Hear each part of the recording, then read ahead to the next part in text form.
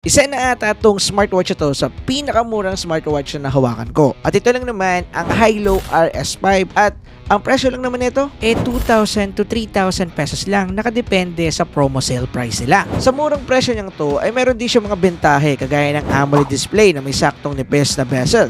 Health management features gaya ng blood oxygen level, heart rate, sleep tracker at kung ano-ano pa. Meron na ring IP68 rating na kung saan dust and water resistant up to 1.5 meters at iba pang mga features and specs na pag-uusapan natin sa video na to. Kaya ngayon mga kapare ko, tara i-review na natin to.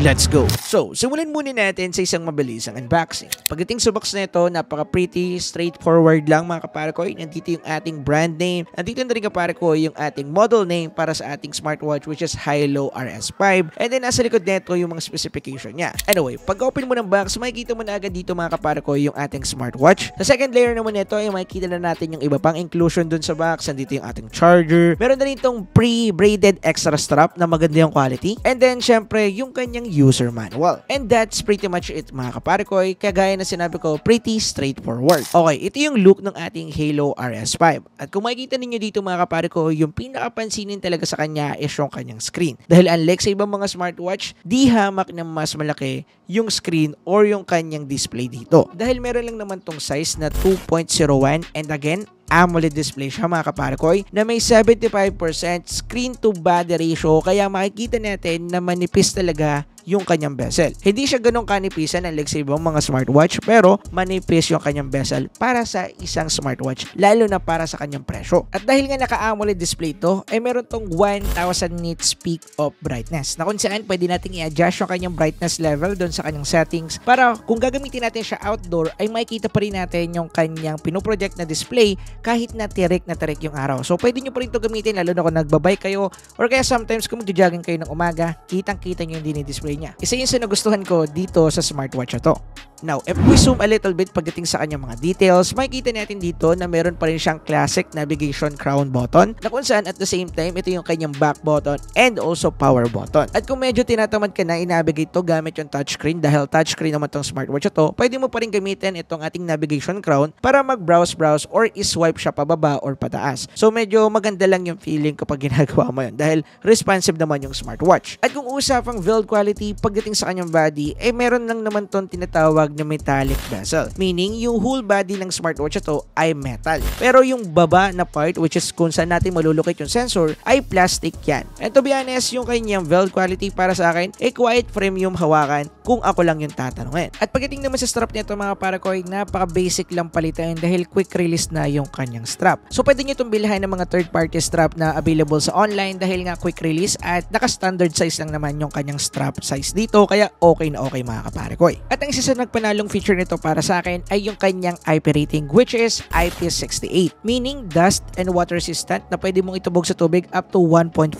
meters sa loob ng 30 minutes na hindi ka nangangamba na pasukan to ng tubig. At ngayong summer na, pwede mo itong magamit kapag pupunta kayo ng dagat or kaya ng swimming pool. Kaya goods to para sa iyo kaparakoy. Anyway, mag-move on na tayo sa part na yan at ngayon pag-usapan natin yung mga specs and also interface ng device ito. Unang-unang mga kaparakoy, kagaya ng ibang mga smartwatch, meron ding application itong Hilo RS5. Meron siyang Hilo Pan which is kailangan nyo siyang i-download sa inyong App Store or Play Store and then upon setuping mga kaparakoy ay i-connect natin yung smartwatch natin and also yung ating Hilo Pan app through Bluetooth. So para magawa yun ng madali, kinakailangan nyo lang i-power on yung ating smartwatch, mag-select ng language dito. After nyo ma-select, may lalabas dyan na QR code and then dito sa part ito ay kinakailangan nyo lang i-download yung Hilo app dun sa inyong mga smartphone and then i-open ninyo yung app. After that, click nyo lang yung upper right corner which is makikita natin yung scan, i-scan nyo lang yung QR and then wala, connected na kayo. And by the way, kinakailangan nyo nga palang i-turn on yung Bluetooth niyo once ay i-connect nyo siya sa ating smartwatch kasi yun yung magiging channel nila or way nila para maging connected sa isa't isa. So dito mga kapare ko sa application, marami tayong pwedeng gawin dito. Makikita natin dito lahat ng mga activities na ginawa natin, yung burn na calories, yung heart rate, yung mga na-measure na data ng smartwatch na to sa loob ng ilang araw like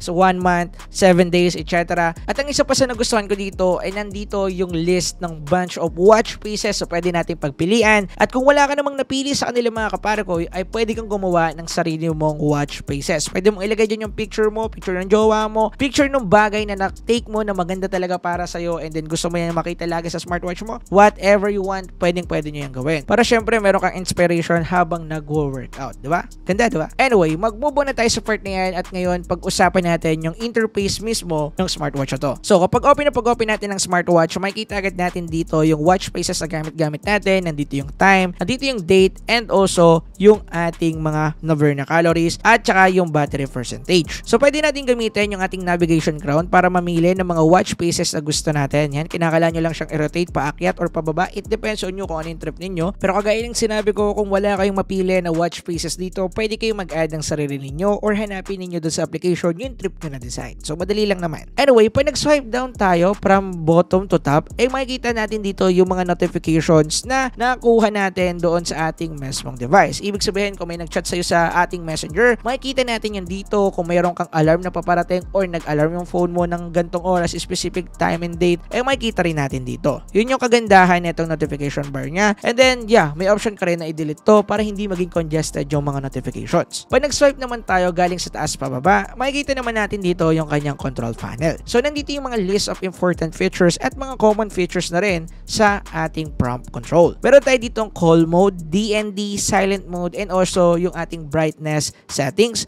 Meron din tayo ditong raise to wake up features na pag-uusapan natin mamaya. And then kapag nag-swipe pa tayo pa left, ay makikita natin dito yung iba pa niyang function kagaya ng flashlight, battery saving, and also settings. Ngayon naman, kapag sinwipe natin to from right to left, ay makikita natin dito yung mga health management features natin. Yung una nating makikita dyan after natin mag-swipe is itong daily activities. Summaries lang naman to yung mga activities na ginawa natin ngayong araw kagaya ng steps, calories na na-burn, yung distance na nilakad mo. So, pretty common and straightforward data lang. And then, pag nag-swipe ulit tayo from right to left, ay makikita natin dito yung ating sleep tracker. Next naman dyan mga kapare ko is yung ating heart rate meter, which is ito yung pinaka-madalas nating gagamitin talaga sa smartwatch na to. At yeah, pretty accurate yung kanyang sensor kung ako yung tatanungin ninyo based sa mga test na ginawa ko. And then, next naman kapag nag-swipe ulit tayo, makikita natin dito yung ating blood oxygen. Sa blood oxygen naman, hindi siya passive na gumagana. Kinakailangan mong i-click yung palang play icon button niya para gumana yung mismong function. And then kapag nag-swipe ulit tayo pa left, ay makikita natin dito yung ating mood meter. And then next naman kapag nag-swipe ulit tayo pa left, ay makikita natin dito yung ating stress meter. And then sumunod naman dyan mga kapare ko is yung ating weather meter. And then kapag nag-swipe tayo sa pinakadulo, pwede tayo dito mag-add ng isa pang components. It depends on you kung ano yung gusto mong ilagay dito. Ngayon, kung gusto natin gamitin yung iba't iba pang mga features or function ng smartwatch ito, kailangan lang natin pumunta sa application list niya. So para magawa yun, kinakailangan natin pumunta sa ating mismong homepage and then i-click lang natin yung ating crown button dito. At kapag na-click na natin yan mga kapare ko, mapupunta na tayo doon sa list of functions or application na available dito sa smartwatch ito. Usually, nandito na yung mga common na tinakal natin kanina at may mga nadagdag lang kagaya nitong settings, calculator, SOS, text messages at kung ano na pa. Pero yung iba dyan is usually yung common na natakil natin kanina mga kapare ko, which is yung ating heart rate meter at kung ano na pa na health management application or feature. At dahil nga ginawa yung smartwatch mga kapare ko para maging partner sa fitness journey natin, yung madalas natin gagamiting function dito is yung kanyang workout feature. So dito sa part ito mga kapare ko, kapag kinilik natin yan, makakita tayo dito ng mga bunch of list ng mga workout na madalas natin ginagawa. Meron ditong outdoor walking, outdoor running, indoor running, and also indoor walking meron din. Merong indoor cycling, merong cycling, etc. etc. nandito lahat. And para maging specific, meron tong 150 plus workouts na pwede nating gawin dito, including na yung swimming dito mga parakoy, baseball, basketball, cycling, at kung ano-ano pa, pwede mong piliin. At once na ginamit ito mga parakoy, all the data is may stored sa ating mismong application na nandun sa ating smartphone, and also, meron ding mga summary ng data dito sa ating smartwatch na pwede nyo ma-access easily. So, meron ding mga useful function kaparakoy itong ating smartwatch ito. Meron tayo dito ang tinatawag na raise to wake up. Kapag inactivate natin to, once na gagamitin natin yung smartwatch natin at nakapatay siya, and then niraise natin siya papunta sa mukha natin, automatic na mag-o-open yung ating mismong smartwatch, which is quite useful yun. Yun nga lang, medyo nakakadrain yun ng battery kasi some way, somehow, kahit gawin mo siya nang hindi mo sinasadya, automatic na mag-o-on yung smartwatch natin. So, yun yung concept paggamit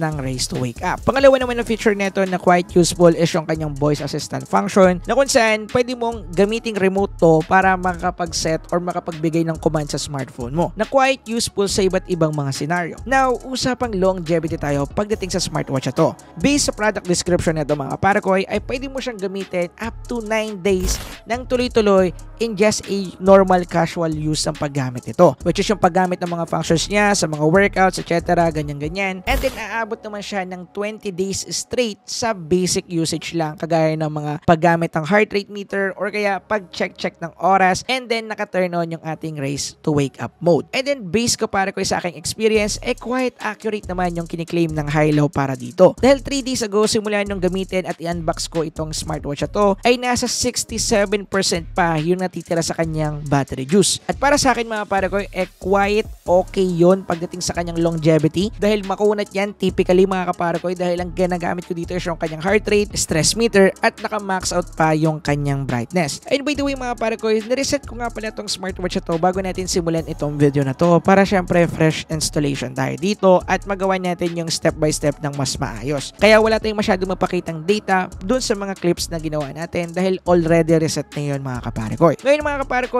usapang pros and cons tayo pagdating dito sa Hilo RS5 kung marirecommend ko nga ba talaga sa inyo to. Unahin natin yung pros. Unang-una yung kanyang screen, naka-AMOLED display na to mga kapare ko para sa kanyang presyo na 2,000 to 3,000 pesos. Not bad yan. Pangalawa, meron siyang makunat na battery mga kapare ko. Pangatlo, kompleto yung kanyang health monitoring features kahit na medyo merong mga nadagdag na parang gimmick na features lang kagaya ng stress mode or kaya ng ating mode meter. Pero yeah, maganda pa rin na meron yun, so pwede pa rin nating magamit. I don't know nga lang kung ganun nga ba ka-accurate yung kanilang reading dahil hindi ko alam kung paano nila ginagawa yung reading pagdating doon. Pero pagdating sa kanyang heart rate, okay naman yung kanyang reading doon. Pang-apat na pros ko dito, meron siyang 150 workout modes na kahit ano, for sure na workout na ginagawa mo dito ay masasakop ng 150 na yon. For sure yan mga kapare ko. Now, pagdating naman sa kanyang cons, unang-una yung kanyang screen, hindi po ganun kaganda yung quality, mabilis magasgasan. And to be honest, for sure nakita nyo na yan dyan sa mga clip na pinapakita ko sa inyo dahil meron siyang malalim at minor scratches at the same time. And by the way, hindi ko siya nababagsak po at hindi ko rin siya nakaskas, as in nakukuha ko lang siya kapag dinudukot ko siya dun sa drawer ko, and for sure medyo meron doon siguro matutulis na material na tumatama sa screen niya. So pas marirecommend ko na bumili kayo kapare ko ng protection dito sa screen. Meron naman nabibili niyan sa Lazada if ever nabibili kayo ng Hilo RS5. Pangalawa naman na hindi ko nagustuhan dito, which is super subjective, yung kanyang strap. Pagdating kasi dun sa strap na kasama dito mga kapare ko, medyo manipes yung default strap niya, yung kulay black. Naninipasan ako doon, pero merong mga user kasi na gusto yung ganong mga strap na medyo manipis, kaya subjective tong part na to. Pero para sa akin or para sa mga user na gusto yung medyo makapal, medyo may ilang kayo kung gagamitin nyo to. Pero wala naman akong pula pagdating sa quality ng extra strap niya, which is yung well-braided na strap na kasama dito, at maganda yun mga kapare ko. However, hindi siya ganong ka-friendly sa maliliit yung wrist. Dahil kung gagamitin to ng mga tao medyo maliit yung wrist, kagaya na itong girlfriend ko, ganito yung mangyayari. Sobrang luwag niya mga kapare ko. At kung itatry mo naman i-max out or talagang sikapan siya, may mga matitirang excess or lalawet yung pinag-adjustan kapare ko nung ating mismong strap. So, medyo hassle ng konti. But pwede naman natin ito solusyonan sa pamamagitan ng pagbili ng third-party wrist strap na usually merong iba't ibang mga sizes. So, mamimili na lang kayo dun mga kapare ko ng size ang angkop sa inyong mga wrist. Yun yung kinakailangan nyo. Anyway, may mga nakita man akong pula sa smartwatch na to dahil hindi naman to perfect at halos naman lahat ng smartwatch dyan ay hindi din perfect. Definitely okay na rin ito dahil hindi natin may aalis na yung presyo niya is 2,000 to 3,000 pesos lang yung ranging, na kung saan nagbigay naman ng maganda and mga useful functions para sa isang smartwatch. At para sa akin, based on my experience sa smartwatch na to, highly recommended ko siya para sa kanyang presyo and also mga specification. Anyway, kung meron ako mga hindi nasabing information dito na kinakailangan nyong malaman, pag-usapan natin yan sa comment section. And kung gusto nyo pa ng mga gantong review mga kapare ko, huwag nyo kalimutan mag-subscribe and also hit yung like button para sa video na to. At kung gusto nyo pa ng iba't iba pa nating review, panoodin nyo itong mga videos na to about sa review natin sa mga useful smartphone na pwede nyo mabili ngayong 2024. Anyway, yun lang. Maraming salamat. Peace.